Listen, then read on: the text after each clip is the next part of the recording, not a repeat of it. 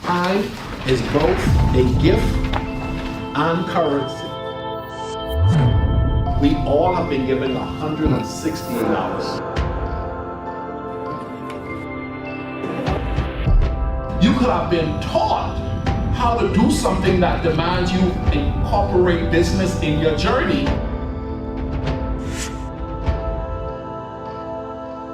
But you may have not been skilled in acquiring people skills, only to find yourself having the skill to open the business that should bring about success for you, but your people skills have never been developed. And so you don't understand the importance of community, you don't understand it. And then the community itself. If I'm a 5, guess who I'm gonna more than likely hang around? 1, 2s, and 3s. I enjoyed the seminar today. It was very informative. It will help me improve my life as I move forward in my next phase of life. And there's an encouragement and a level of accountability. I really enjoyed the class today. And this is the next season of my life. And this is very helpful for me because I'm an empty nester. And now it's all about Tina and where I should be going. And this is very helpful to me. Because once you go into denial and excuses, you imprison yourself from all possibilities. Anybody have ever met somebody when they open their mouth, you say, well, I can't help you. The more you understand your vision in life, meaning this is what I'm trying to do in the next year, it determines what time you go to bed. It determines what time you get up. It determines what book you read. When life purpose is not discovered, life then is not appreciated at its best. Why? You disregard a lot of things. For a person who don't know their purpose, they don't have meaning. Coach Ricardo delivered information that was educational, that's beneficial, and his content is always good. I want to encourage everyone, you have not connected with the Effective Living community, you are missing out on abilities to evolve and grow. You becoming better each and every day. As long as you're holding on to blame and denial, you'll never live life effectively.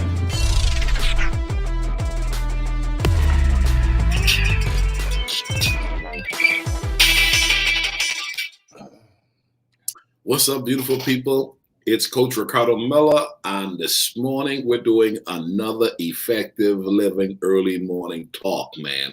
I'm excited about these talks because I'm getting messages from around the world. People are listening and lives are being changed. That's really what it's all about. I'm of the belief that we should be lifelong learners. And so that's the reason why we have that powerful statement right in your face. If you want to inherit the earth, it's time to become a lifelong learner. You have to understand there is something you don't know that you need to know that can help you to get to where you're trying to go.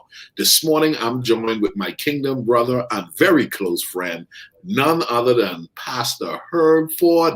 Lima, Ohio is in the house. What's going on, Ford? Hey there, Coach Ricardo, man. So glad to be a part of the Effective Living community and on with you today.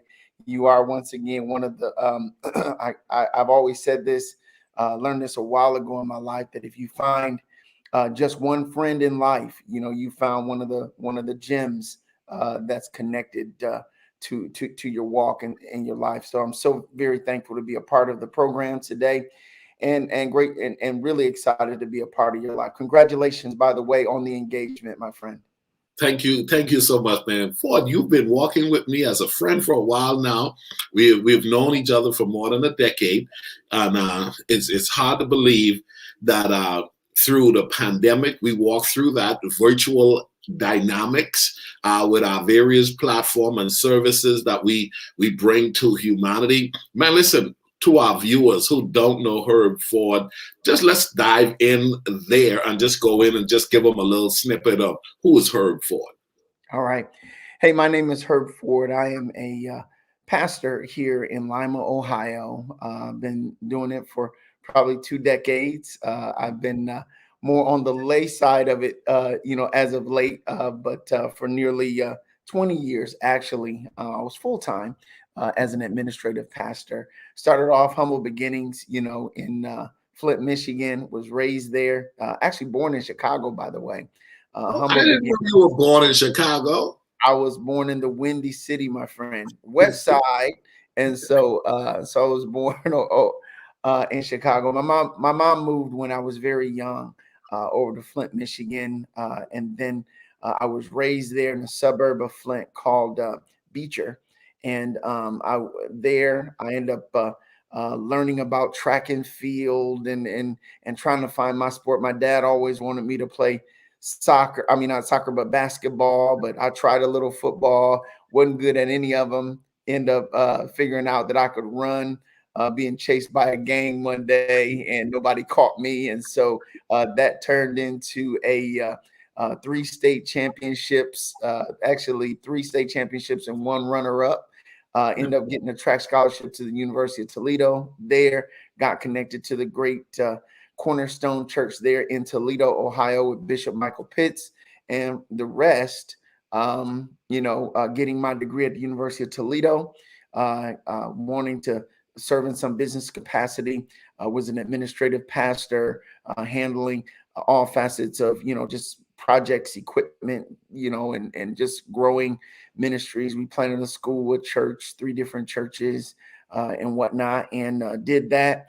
Done missions all over the world, and have just a heart and a desire for 2 particular things. That is, one, the word of faith, and then the other one, the next generation, because I believe that young people are our greatest chance of seeing the full expression of who our God is in the earth. And so my heart and my desire is to touch the next generation. Been doing it for a long, long time. Whether you talk about on the business side with writing grants and starting schools and helping daycares and different things like that, or you talk about on the ministry side, where at one point we had over 200 kids connected to our youth ministry. So I'm very excited about, being here today, but that's a little bit about me. And so I hope that's what you were wanting, or did I go too long or go too short? Hey man, you deliver. Herb Ford always delivers. Okay, Herb Ford always delivers, man. I appreciate you, bro. You mentioned it. We met at Cornerstone Church with our bishop, the bishop, one and only Bishop Michael Pitts and Pastor Kathy, and I mean we had a lot of time to fellowship with some of the amazing Heaven on Earth conferences that just sort of like shook the city of Toledo. Over the top. I mean, there was nothing, bro, like Heaven on Earth. I mean, you know what I'm saying? I mean, every year, and you were a headliner, man. You weren't like a backseat. You were a headliner, man. God is good, man. I love my bishop.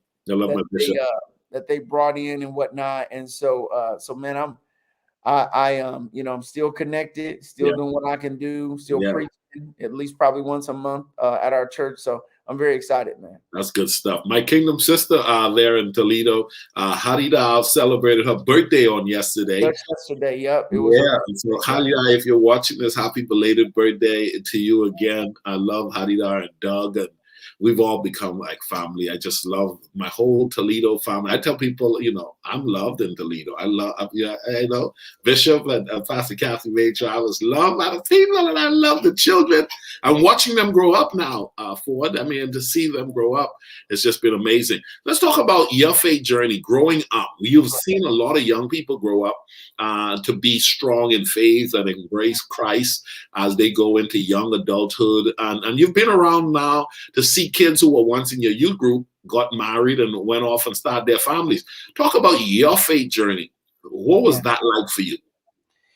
Yeah, I mean, the one thing that I will say, and excuse me here, is I'm trying to, as you know, I have a few platforms myself here, so I'm trying to make sure that my followers and whatnot can kind of check out what we're doing as well, because I mean, if I get a chance to be on the great Ricardo Miller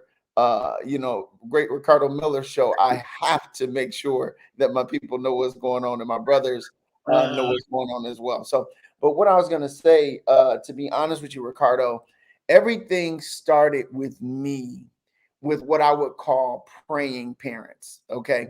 That's where it all started. So we can talk about 1,000 things today, but if I don't leave anything on the table today, I want to leave this right here. Parents, it is so important for you to intercede and for you to pray and encourage your children. It's important for you to prophesy and speak over their lives, because it is really your responsibility to help them find out the one thing that they and only they can do.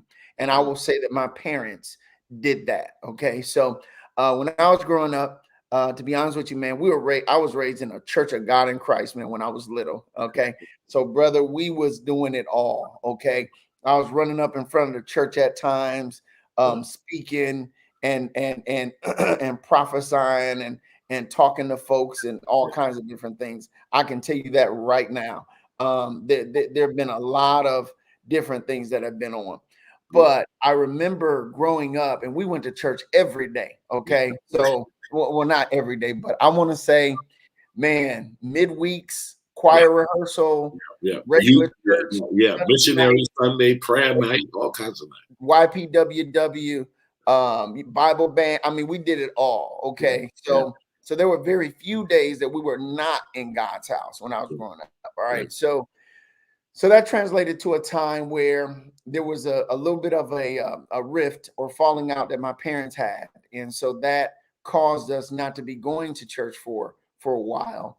And then in my teenage years, I got, my more, I would say my middle school, teenage years, I got connected with a church called Kingdom of Heaven Ministries.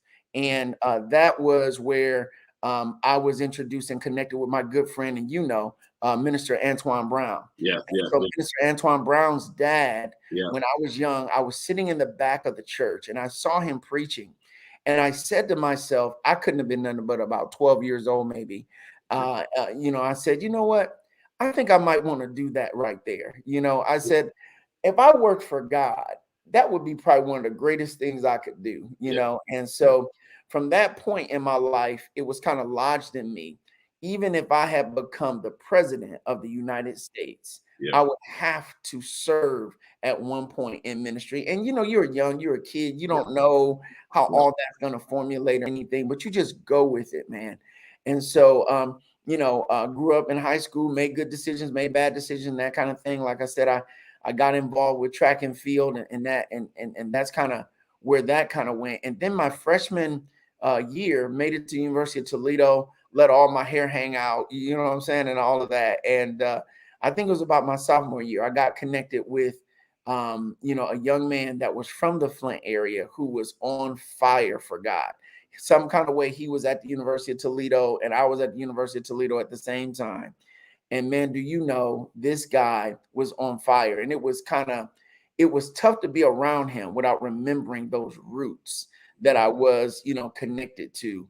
And, after a while, he and I made a decision we were going to be roommates. And so if we're going to be roommates, that means that, I got to tone down on my flesh, and all that kind of stuff. And so it was right around that time where I began to get serious, and we found Cornerstone Church. And that was maybe in the early 90s, man, like 92, 93, and started to just kind of go after God. And I had three friends, and we were, we considered ourselves like the three Hebrew boys, me, Jake, and Andy. It was Herb, Jake, and Andy. And so we would be storming the halls of Cornerstone Church, man. We'd be out in front of, we caught fire, brother. We was doing street ministry. We was going to I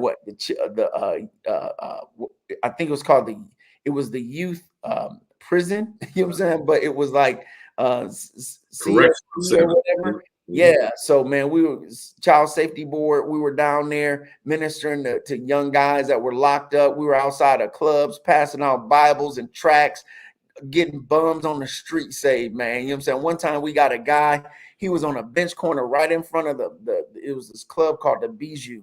And we went out there and was passing out tracts. And he said, I don't want to hear about no Jesus. And man, he was mad because his mom and his sister had died of cancer. And we were praying for him. And he said, I don't want any prayer because God took my mom. God took my dad. I mean, my sister. And we said, God didn't take your mom. God didn't take your sister.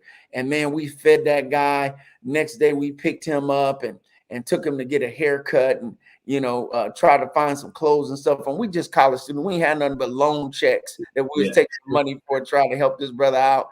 And man, we brought him to God's house, gave his life to the Lord. Man, within 2 weeks, that guy had an apartment and a car. You know what I'm saying? Why? Because in life it's about switching systems. And so from there, I just had an affinity kind of for preaching or at least ministry and that kind of thing. And so then that thing kind of turned to where Cornerstone was looking at expanding. David Roberts had been down in Lima for some time, and they were looking at growing that ministry. And so I, at the time, was just serving. Basically, I was like a praise and worship guy, serving and doing whatever I was asked to do. And I think I looked over at Bishop Pitts and I said, look, Bishop, I think I want to preach. And he said, well, you know what? You need to get in some classes then. Okay. So I got in my New Beginnings classes. And back then, man, it was it was like 12 weeks, 15 weeks or something. And, you go all the way through that. And then Bishop would take me and a couple guys to do praise and worship when he would go preach places. And we went to Russia and went to the Bahamas. Matter of fact, that was the first time I went to the Bahamas because me and my guys went down there with Bishop, chartered a plane. I mean, it was great, man. And then it came to a point to where, I was taking off with my relationship with my it was my girlfriend at the time, but ended up being my wife. And then at the same time, I was taking off in business. I was really growing in the area of business. So I had graduated and I had been recruited by a few different companies to do a few different things, but ended up getting my dream job, what I thought was my dream job as a pharmaceutical sales consultant. Had a brand new Ford Taurus, had a computer, had a cell phone, man. I mean, the whole deal. I mean, it was laid out, great salary, could stay there for the rest of my life. And to be honest with you, man, I became bored. I literally became bored within about 6-8 months of it. And they came to me and said, hey, Lima is expanding. We think you might be the guy for the job. And so, man, I laid all that down, went into ministry, and the rest is history. We've had our ups and downs, and different things like that, but still loving the Lord, still wanting to help people. And I think when I was young, because I grew up with not a lot, Ricardo, I mean, I know what it's like to have a broke down car and can't nobody pick you up, or your car is the loudest one on the street and you ain't got the nice shoes and you ain't got the nice this and that. And I think that made me really want to help young kids that hadn't gotten exposed to something. You know what I'm saying? And it made me think about, what about kids in Lima that have never been out of Lima? How can I expose them? So I started going, I started doing youth ministry. We started taking kids on college visits, man. We started talking to them about, hey, let's go on this field trip. Let's go on a missions trip that's home mission, but we're going to go to Tennessee, or we're going to go to Washington, D.C., or we're going to go to Omaha, Nebraska. Let's get you out to let you know that the world is much bigger than you. And man, I have several, man, that have graduated. Young lady just became a lawyer that was a part of our youth group. Got another young man in med school right now, doing residency and teachers, and one's in master's degrees. But just, I've seen a lot, and I just love the fact that you get to, that one part that you get to deposit in their lives can help change them forever. So, man. Let's talk about, I heard you share a lot just now, and I want to dive into the part where your roommate, how association made a significant impact in strengthening your faith. And then y'all became the three amigos, Like me, Indigo, man. Like me, Jack and Abednego, right? You guys locked hands, connected in faith, and walked out for a bit in a season of your lives to help you become who you are today. And a lot of people don't get the power of association and how it's a difference maker on your journey for Christ. Let's talk about association. Let's talk about that and how. Let's dive into some of the meat or the principles that would have been the lifeline for you during those times. Yeah, if you kind of if you think about things, I mean, if you look at the simplest kind of quote, and that kind of thing, birds of a feather flock together. Okay.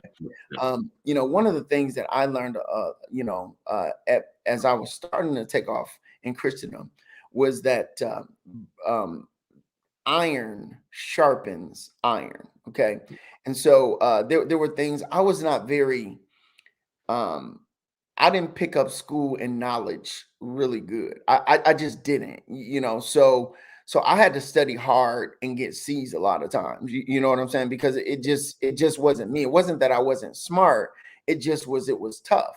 So what I had to do is I started saying that, man, I got to connect with some people to kind of help me do what I'm doing and this kind of thing. And I always knew that it was important to hang around positive people because I grew up in Flint, Michigan, Ricardo, and in Flint, Michigan, man, there's a lot of killing, there's a lot of murder, there's a lot of drug selling, there's a lot of things that are not good in that community and have been for a long time. I lost my brother at the age, I think he was 21 at the time, was murdered right on the street, man. And what I'm saying is that, so I knew that there's a certain type of person that you wanted to hang around in order for things to change. And my father was very instrumental in making sure that I knew that. So what happened was, when I got to the University of Toledo, I was a track athlete. So I hung around athletes anyway, whether you talk about track people, football people, basketball people. But what happened was I went a step further once I gave my heart to the Lord.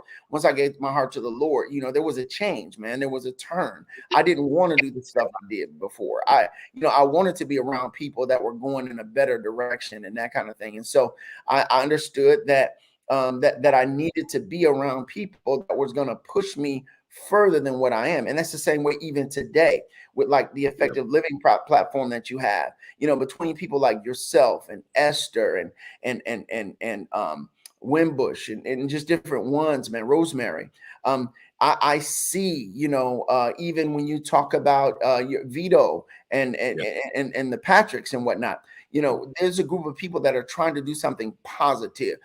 We may not have the greatest platform in the world. Do you understand what I'm saying? But what we're going to do? We're going to say, the few people that will hear us or will listen to us, we're going to try to make a difference there. And that's why Faith Always Works was birthed. It wasn't so much about, I'm trying to take over the entire landscape of the internet. It was about, if I can give a couple people a couple keys to kind of help them, then ultimately there's going to be something that's going to change. So you guys keep me on my toes, being connected with you all, to make me go further in my associations. Scripture says right here, and I, for a while I was quoting this confession all the time. A companion of fools will be destroyed. Wise people walk with wise people. And so you should not be the most spiritual person in your crew. You know what I'm saying? Right. You always find somebody that's going after God even stronger than you going after God. And I think when you do that, what you do is you keep setting the bar higher. You keep going a little bit, that kind of thing, because things can change. I posted this today and I put it this way, Ricardo. I said, I put a picture of me when I was in high school. And on that picture, it said this right here. This is the photo of a kid that understood that one step in the right direction, one tiny step in the right direction can be the difference between a lifetime of bad decisions and the greatest story ever told. You know what I'm saying? I mean, that just a little step, just a little adjustment, man, can get you going in the right direction. So I don't know if that, answers it, but you know how I do. Hey, listen, just a little adjustment. I like how you brought that there because I want to talk about that. Along the way, you're making these decisions. You're becoming the man that you are. You found yourself, one, in love with God, but then also you found yourself with a skill set that would bring you prominence even in the corporate space. Today, you're a bivocational pastor, but yet you serve in ministry. Let's talk about that. Let's talk about the merging or the balancing of both, and that we can do both. There is something called marketplace ministry, and then there's also serving directly full-time in ministry. And both are necessary in the day to which we live in. That there are people thriving in both. Talk to us about you embracing that and being okay with knowing that you have the ability to be in corporate and be in ministry. Yeah. Yeah. I mean, I think the one of the greatest scriptures that you can ever learn concerning growth and strong, becoming strong and becoming who you are is the Bible says that Jesus grew in wisdom and stature and in favor with God and man. So what I look at is having favor in two worlds. Okay. And you made a statement earlier, and I don't even know if we were on, but you said that you believe that it's important to continue to learn. You know what I'm saying? Never stop learning. And so that's the same thing with me. It came to a point, in our church where, just financially, there was some, the church was unable to kind of handle me being a part of it as I had been in the past. It wasn't like I had to leave the church, but, it just wasn't going to work. And so I had to come in my mind and I had to say, well, man, am I just going to walk away from this? Am I going to stay, connected to it? Do I, am I going to get angry about the situation and all those kind of things? And what happened was I just said to myself, just thinking about Peter and Paul and thinking about the apostles and what they were doing and thinking about, if a church told them that they were unable to really give them an offering or unable to sow into what they were doing and this kind of thing, but they were going to take care of the people that were around there and continue that ministry going, would he throw in the towel and cut that church off? You understand what I'm saying? And so, those are big boy words. You understand what I'm talking about? Those are, that's big boy words. And so I'd learned about the concept of faith very early at Cornerstone Church, but it really ramped up when I got connected with Pastor David Roberts, because I started getting exposed to these people like Brother Copeland, like Creflo Dollar, Leroy Thompson, Bill Winston, my favorite, and that kind of thing. And I started really learning some things. And so what happened was I said to myself that I'd always had a business acumen, a little bit in some areas. And so when the time came where I had to find out what I'm going to do next, okay, I had to say, well, the one thing I know how to do is sell. Okay. I can sell and I can write. And I knew that I could write because I went back to college after over 20 years and picked up a master's in arts in theological studies and then got a master's in divinity. Okay. So I got it, for a couple of reasons, because I figured that I'd never stop learning. I got to get these kids in my house something to shoot for, because wherever I stop, that's where them jokers got to begin, And so what happens is, and I know, like, when I say stuff like that, those are other talking points that be like in your mind that be wanting to go, because I just live my life by a certain set of principles, bro. You understand? I mean, I'm just being honest with you. I got to be a better me. If you want to have influence in your world, you got to be the best you can be. You can't be trying to be everybody else. Just be the best you can be. I use this quote all the time. I got to be a better me. You know what I'm saying? So as we continue to develop, I had to understand that if I'm going to preach faith, I got to live by it. Okay. I got to live by it. So I can't, did God know this was going to happen? Did God know that these circumstances were going to come about? Okay. That means that, now what I got to do like they did in scripture. Okay. When the widow woman,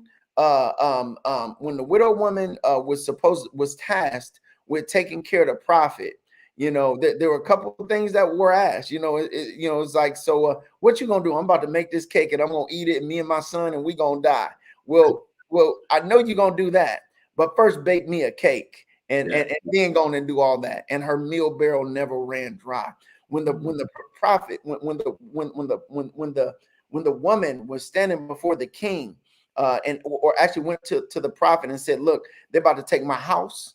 They're about to take my kids. They're about to take everything. And you know that my husband was a man of God." He asked this question: what is in your house? You understand what I'm saying? So that's when we start talking about the marketplace. That's when we start talking about what is in your house. And if you know what's in your house, you can turn everything for a generation around. You can turn around your marriage. You can turn around your family. You can turn around your economic system. What is in your house? That's what happened with Cornelius. Cornelius understands that, what? I gotta give and I gotta pray. I gotta get right, because those are I have those in my hand. I gotta give, I gotta pray. And Cornelius, in the book of Acts, the centurion, the military guy, becomes the first Gentile family saved and delivered. Why? Because they knew what was in their house. And I asked myself, my God, what is in my house? And business was in my house. I had already begun, before I got in ministry, was working for the number 2 pharmaceutical conglomerate in the world. I knew I had something in me. Right. So you got to understand something.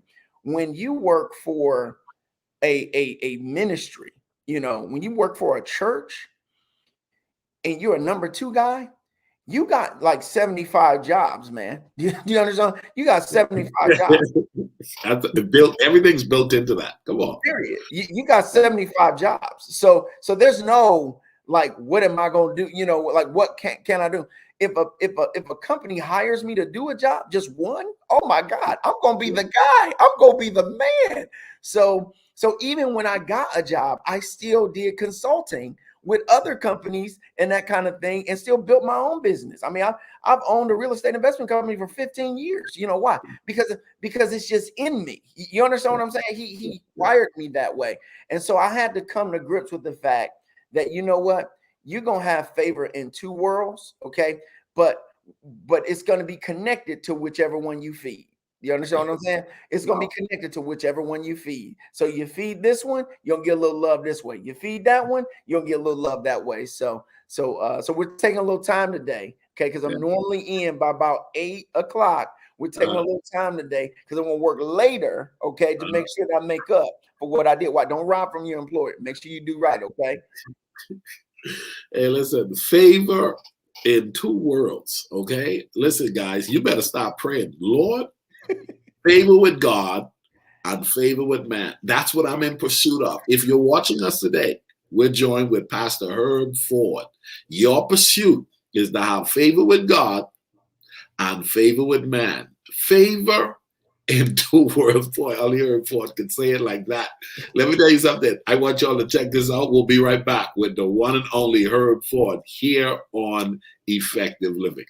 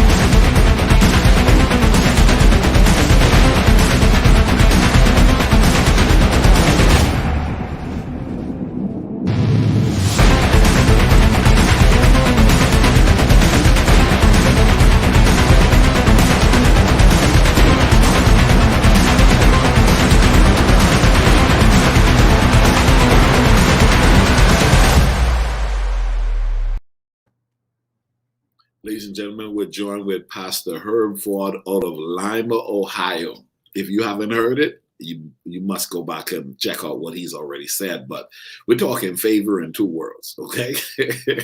Favor. Ford, let's talk about this, man. You have had the ability to walk in faith, manage your family, and still make money. Mm-hmm. your appreciation. And come on now, let's talk about that. Your ability and your understanding that I could have a strong faith and a love for God. I have to take care of my family, and I'm gonna need some money, and money is going to be necessary to help me to effectively execute my assignment in the earth. So a lot of people don't get it all like that. Talk to us about you capturing, I'm not afraid of money, I'm not afraid of faith, and I'm definitely not going to lose my family. Absolutely. Well, one of the things you have to understand is that, and I think Nathaniel Butler, I'm reminded of my good brother there from the Bohemian, nation that talks about, how a good man leaves an inheritance for his children's children, and that, if a person doesn't do that, they're worse off than an infidel. Okay. Yeah. So I learned very early in my life the importance of a father, the importance of parenting. I came from a very strict home. As I said before, we had kind of humble beginnings. And so character was more important than anything. I didn't grow up, hating white people. I didn't grow up, just crazy people, and that kind of stuff. No, my daddy went to work every day. You know what I'm saying? He came home. And so, and my parents are still married to this day and whatnot. And I think that's part of my longevity. Me and Melissa just celebrated 26 years of holy matrimony and that kind of thing. But I think, Ricardo, that as a believer, you have to, first of all, you have to understand that above all things, God wants you to prosper and be in health, even as your soul prospers. He has no greater joy than to see that that's happening for his people. Because ultimately, if you were to whittle down everything that we are and who we are about, it's about switching systems. Miles Monroe coined it best, talking about the kingdom. It's about switching systems. Your life should be such a life of influence and such a life of success that people wonder, what are you doing over there? And what is the system that you're using? And that's why effective living is such a powerful platform that you have, because you're helping people to recognize that, you know what, they have something in their hand, that they have the ability to come from the doldrums all the way up to the penthouse, And so I think that knowing what wealth is and the importance of wealth, prosperity is not money. Prosperity is money is the lowest form of prosperity. The highest form of prosperity is salvation. The second large the solical side of prosperity is really has to do with peace. In a person's heart, their soul being good and strong.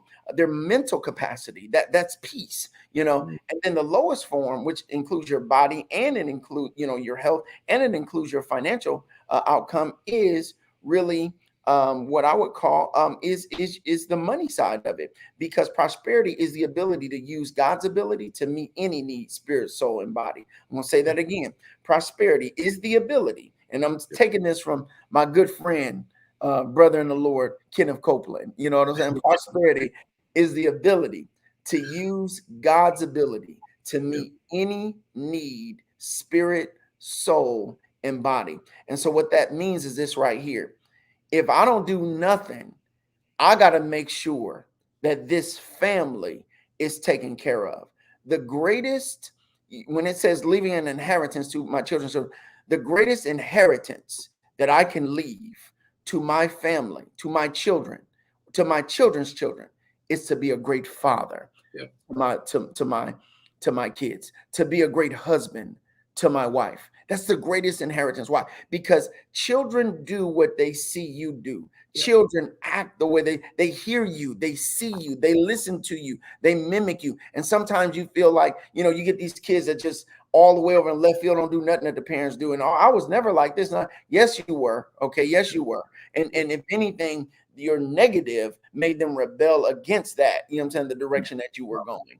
So I think that it is important for us to understand, it was important for me to get this, that if I'm going to have success in both worlds, okay, I've got to do my best, okay, at working as unto the Lord. I've got to do my best. I got to figure it out. I got to believe that, because faith begins where God's will is known. When you know what God wants for you, whether you talk about, I want you to prosper, whether you talk about, I want you healed, whatever the case is, if you can find out what his will is for your life, if you can find out what his will is for a situation, then, faith flows like a flood, man. That's one of the reasons why I'm excited about having you on in a couple of weeks to kind of talk a little bit about this wealth thing, because wealth is about worship. Wealth is about worship. What do I mean by that? It's freedom. It's freedom. One of the reasons why the children of Israel were bound up, they were bound up baking bricks, connected to working for Pharaoh and not getting nothing but leeks and whatever they was eating and that kind of thing. And Moses went like this: I need these people to let these people go so they can be free, so they can go worship. Did you hear what I said? I need these people to be free so they can go worship. Let me explain something to you. If you're chained to a job because you have not found that thing that God has called you to do. It doesn't matter that it's nothing wrong with having a regular job, but make sure you find out why God put you here. And it might not be just because of that job. But what I'm saying is that freedom, that wealth, that freedom is connected to that worship that we are ultimately supposed to do. God's called you. Why? That worship is going to be connected to getting His will done.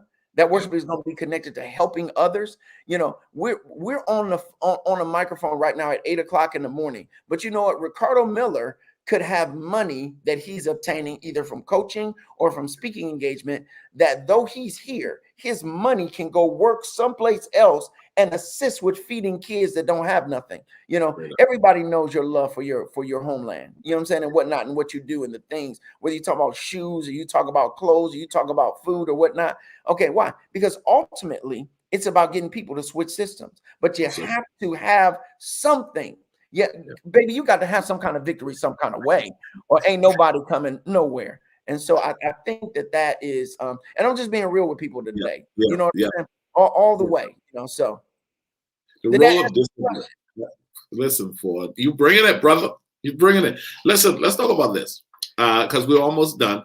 The role of discipline. The role of discipline. You've been a disciplined man all your life, obviously, to be an athlete and to be a successful athlete. Your son is now considered to be also equally so, or even more so, a successful athlete. And then your daughter is coming up right now behind a successful athlete. The role of discipline. You, I believe, more than anybody else in my life, could probably write a full book on the role of discipline because you've lived a disciplined life for a long time. Talk to us about that in the faith factor, because a lot of people don't have discipline in their faith walk, and it's unfortunate, and it's showing up in a negative way because they fail to have a high level of discipline. Talk about discipline in the faith journey. Sure. Well, I will tell you this right here. I still got a long way to go. You know what I'm saying? I mean, I'm just being honest with you. I mean, we're all working.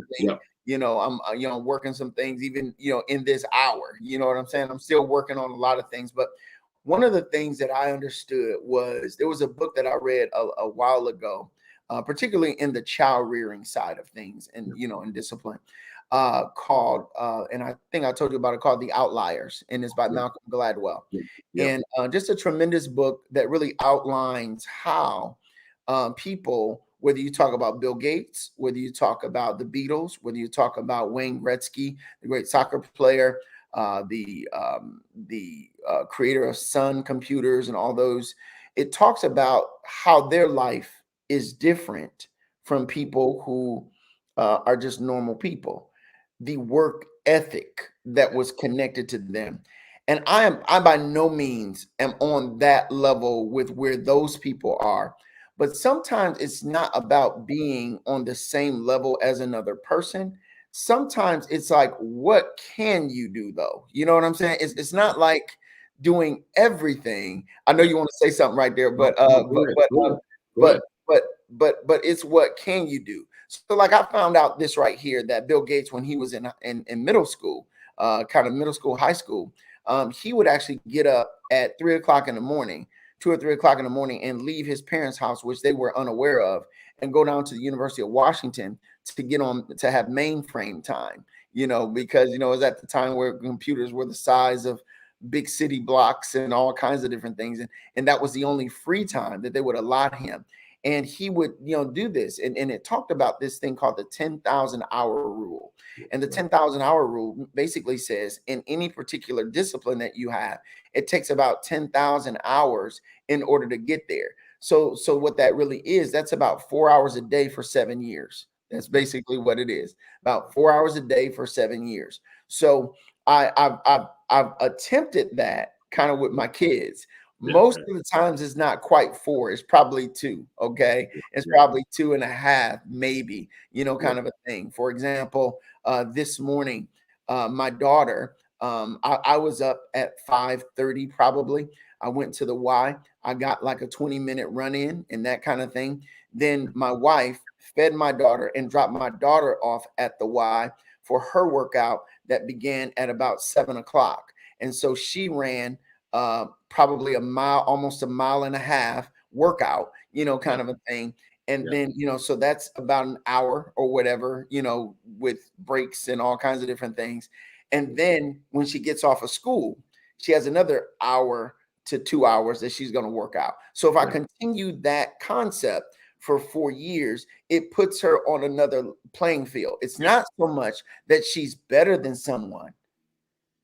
It's more so that she's done it more than everybody else. So because those muscles are exercised in that direction, it makes it almost simple when she walks on the field against other people.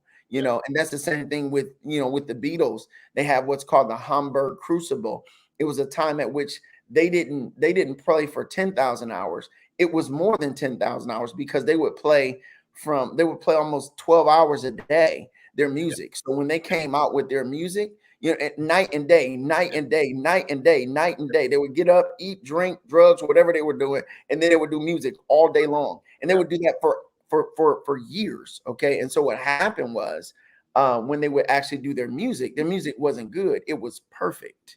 You understand? It wasn't good. It was perfect because they had come across every problem that could possibly happen with sound, every issue that could ever happen with broken picks, with broken strings, with broken whatever. And they knew how to do it so well that it was powerful. And you ought to do that kind of stuff. The Bible says how God anointed Jesus Christ, Jesus of Nazareth, with the Holy Ghost and with power, who went about doing good and healing all that were oppressed of the devil because God was with him. Doing good. Like, do the best that you can. Be the best you that you can be. And so I just understood that those are the kinds of things that happen. So I have a son that's a Division I track and field athlete that's really on the verge of being elite, an elite sprinter. He was top 25 in the country when he graduated from high school in the indoor 200 meter. And then I have a daughter that plays soccer on one of the 5 or 10 best soccer teams in the state of Indiana. So but when we drive an hour every day there and every day back, so that she can train and practice with higher level athletes and whatnot. Why am I talking about that? Because if you want better, you have to do better. So, wow. Write that down, people. If you want better, you have to do better. You have to be prepared to make the sacrifice. Oh my goodness, Ford, there was so much you said right there. If someone's watching and you have a child, you have a grandchild, you got to understand, hey, you want greatness, you're going to have to invest in greatness. You're going to have to go that extra mile. Come on. Hour going, hour coming back. I like what you said. When she shows up on the field, it's like regular walking. I mean, you got people who are just now trying to practice out in the parking lot at some soccer field, and your daughter's putting in 5 days a week, and they're wondering why. Some people wonder, well, she's just lucky. Hey, watch it. I don't know her, or she has the natural gift of a great. No, she's also have the discipline and the hours put in of the greats at an early age. Yeah, I can tell you a lot of people who were just gifted. Do you understand what I'm saying? Gifting is something that, God just bestowed that on certain people. You look at Whitney Houston, that's gifted. Do you understand what I'm saying? You look at some athletes, they're just gifted. They just know how to do that. But I've seen more gifted athletes fail at going to the next level than those that, talent versus skill. You understand what I'm saying? Talent versus skill. You can be born with a little bit. Like Christian was born with a little bit. Nadia was born with a little bit. But here's the difference. If I don't create an environment of discipline, then I can't get certain things. Like we're dealing with things with reading with her a little bit. Okay. So what I had to do as a dad, okay, this is different. Okay. But we're still talking about discipline. What I had to do was because my daughter is a D on a disc profile. Okay. So she's driven. She wants to make her own decisions. Do you understand what I'm saying? So I was like, you know what? We've got to get these reading grades up. So what that means is I need 15 hours of reading every week. Do you understand what I'm saying? I don't care about homework. I'm just talking about reading. Okay. I need 15 hours of reading every week. Now, what I'm prepared to do is sleepovers.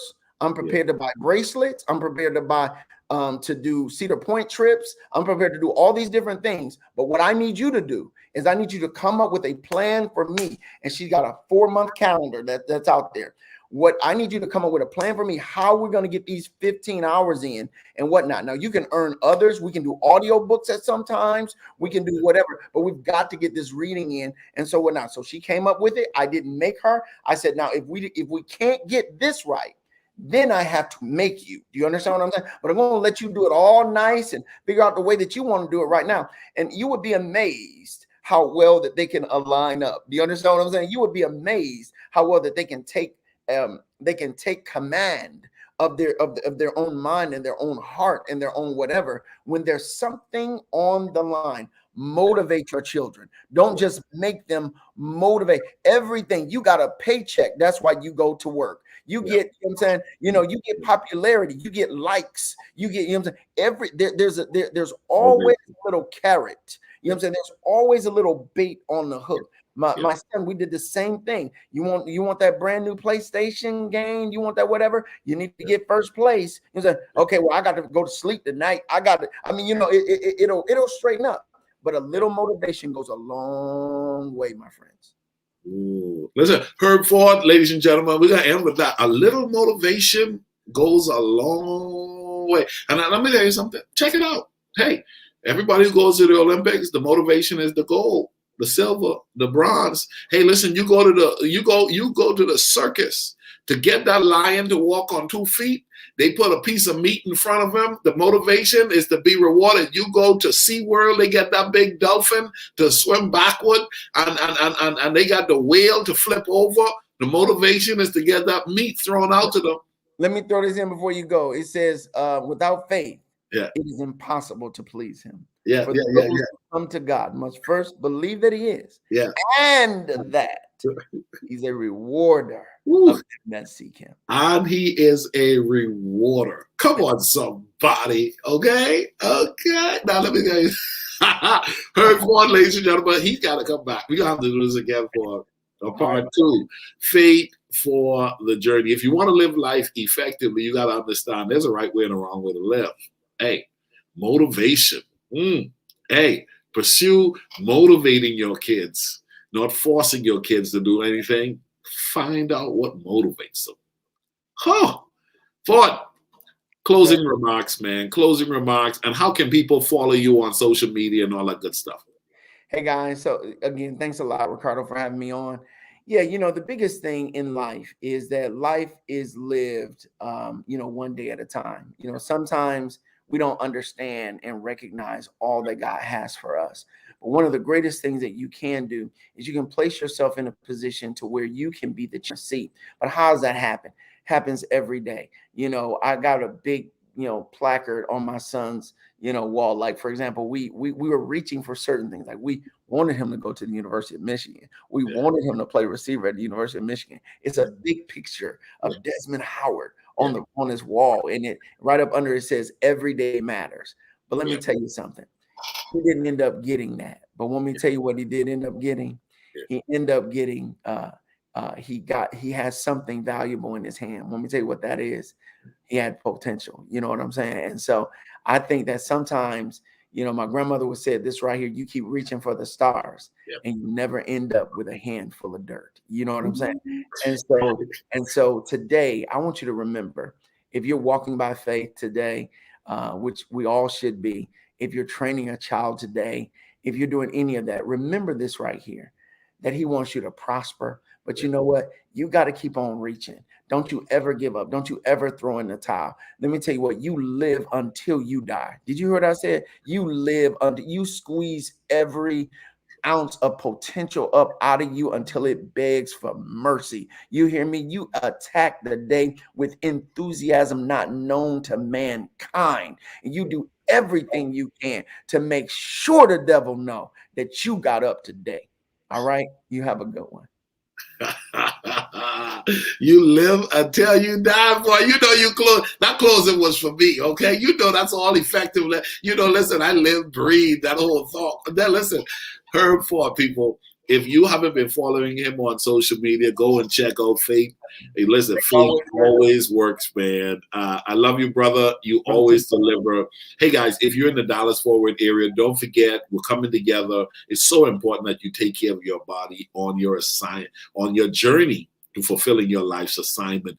Join me and the crew, the entire community. We're meeting up in Dallas, Texas, not Arlington this time. In Dallas, we're going to have a boot camp. It's going to be fun. It's going to be engaging, and you're going to get to do some of the coolest things while you're taking care of your body. Check this out, guys. Don't forget, join me tomorrow, same time, same place, with another exciting conversation. Thank you once again, Herford. Thanks, man.